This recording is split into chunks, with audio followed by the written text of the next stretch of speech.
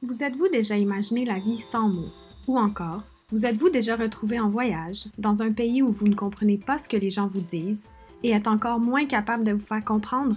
Ça, c'est le quotidien d'une personne qui vit avec une aphasie. L'aphasie, c'est un trouble de la communication qui survient suite à une lésion cérébrale, le plus souvent un AVC. Parmi les difficultés les plus fréquentes, les personnes souffrant d'aphasie n'arrivent pas à trouver et à dire les mots. Cette difficulté s'appelle l'anomie. L'anomie entraîne des bris de communication fréquents, ce qui a un grand impact sur la qualité de vie de la personne qui vit avec l'aphasie et aussi sur celle de ses proches. Pour venir en aide aux personnes vivant avec une aphasie, les orthophonistes sont les experts. Une thérapie en orthophonie efficace est donc primordiale afin de maximiser la récupération des personnes vivant maintenant avec une aphasie. Tout de suite après l'AVC, dans la phase qu'on appelle aiguë, le cerveau réagit à la lésion spontanément en s'adaptant et en se remodelant, et il est possible d'observer des améliorations plutôt rapides. Cette réaction du cerveau ne s'arrête pas complètement avec le temps, mais elle ralentit, et alors les personnes ont parfois l'impression que leurs améliorations stagnent.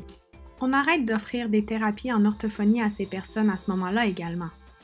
Dans le cadre de mon doctorat, j'ai voulu étudier la récupération dans les cas d'aphasie qui persistent après 1 an, dans la phase qui est dite chronique.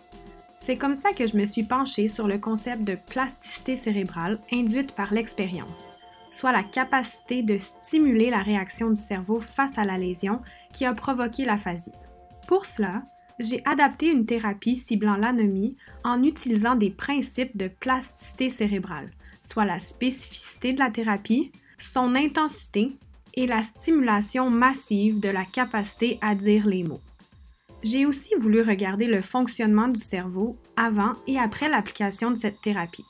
Pour ce faire, je fais une évaluation complète du langage, de même qu'un examen d'imagerie par résonance magnétique fonctionnelle avant et après 15 heures de thérapie ciblant l'anomie qui sont distribuées sur une période de 5 semaines.